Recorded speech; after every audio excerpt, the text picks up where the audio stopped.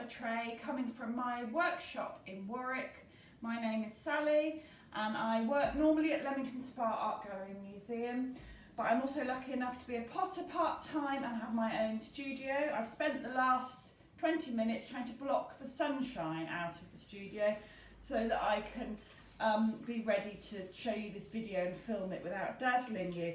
Now, an exciting moment for every potter is when you open your kiln. Now, yesterday I was firing this lovely baby and she's cooled down now to 125 degrees, so I thought I would share that moment with you. She went up to 1,000 degrees and biscuit fired some of the pots I've been making in my own time, but I also popped in the things that we've been doing as part of Clay on a Tray. Now, I know that you can't do this at home, but I really feel that if you want to get into pottery, you'll need to find yourself a class somewhere or a studio, so it's good to share that part of the process with you. So I'm going to open the kiln, and it's very, very important, it's not that hot at the moment, that you don't open a kiln when it's too hot, because otherwise you get something called thermal shock and everything will crack.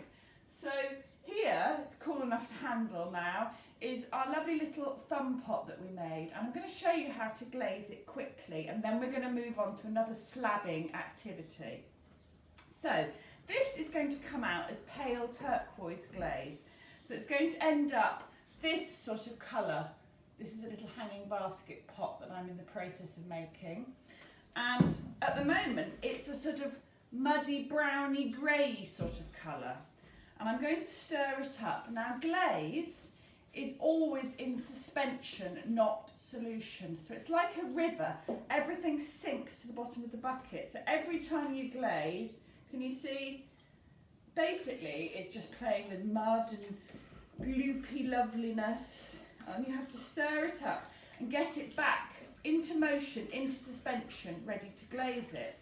Now, the reason you do a first firing when you're making pottery is to create this very porous material so that your water from the glaze will soak in and you'll be left with a surface ready to put back in the kiln to melt.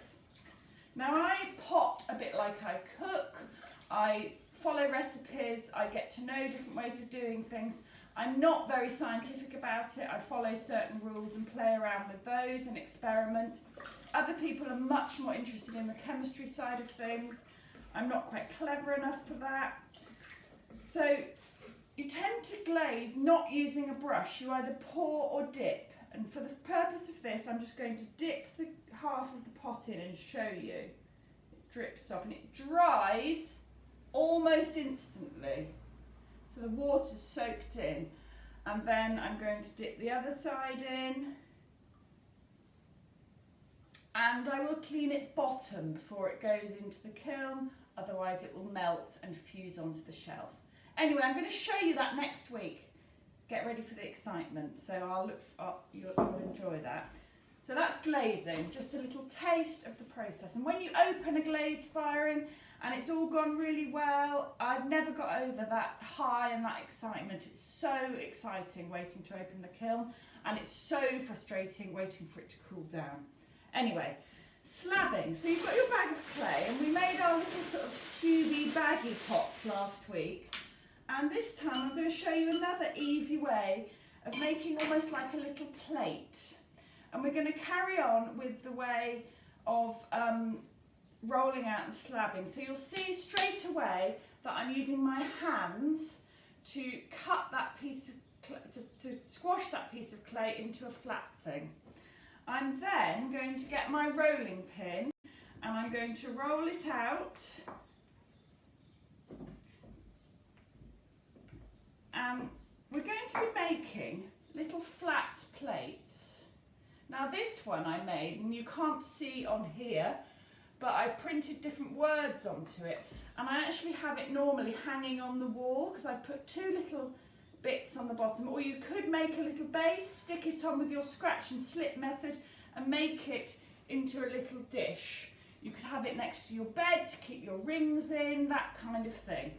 And the way to make these look really, really great is to put different textures onto them. So last week I suggested you kept your spare bits and made them into textures. Perhaps now they've dried out, you could paint them and put them into a little box frame.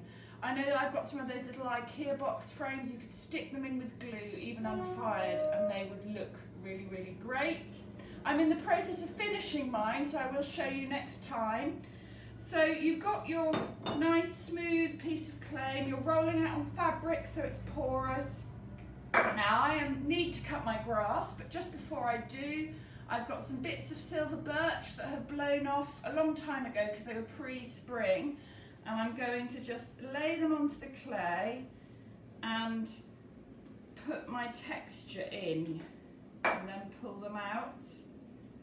Now you'll see what looked like some rubbishy old twigs produce a beautiful, almost like a Japanese type pattern. Now I think these little square pots almost become like little, you could make tiny ones and they could become like chopstick holders, or you could scratch different patterns into them.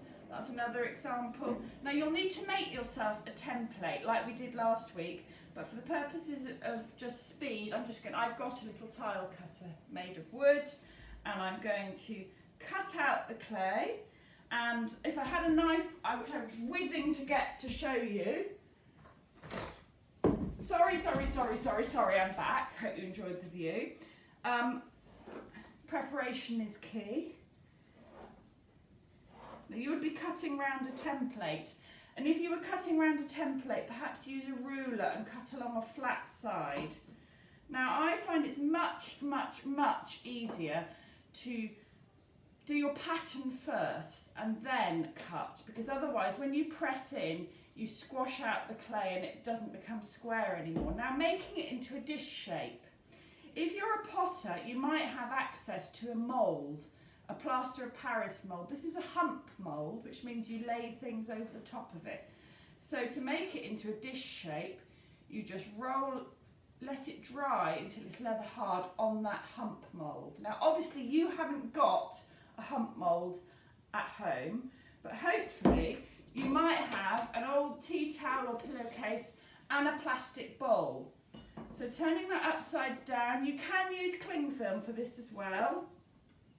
You can make your dish, let it dry for a little while and make it into a little dish bowl shape. So again, the possibilities are endless. Have a look at lace, press pasta into it, press rice into it. Just really let the creative juices flow and have some fun creating. And remember, you can make a little foot ring and stick that on using the scratch and slip method or your toothbrush, and you'll have by the end of it a beautiful little Japanese plate. So enjoy, have fun, and I'll see you next week. Thank you.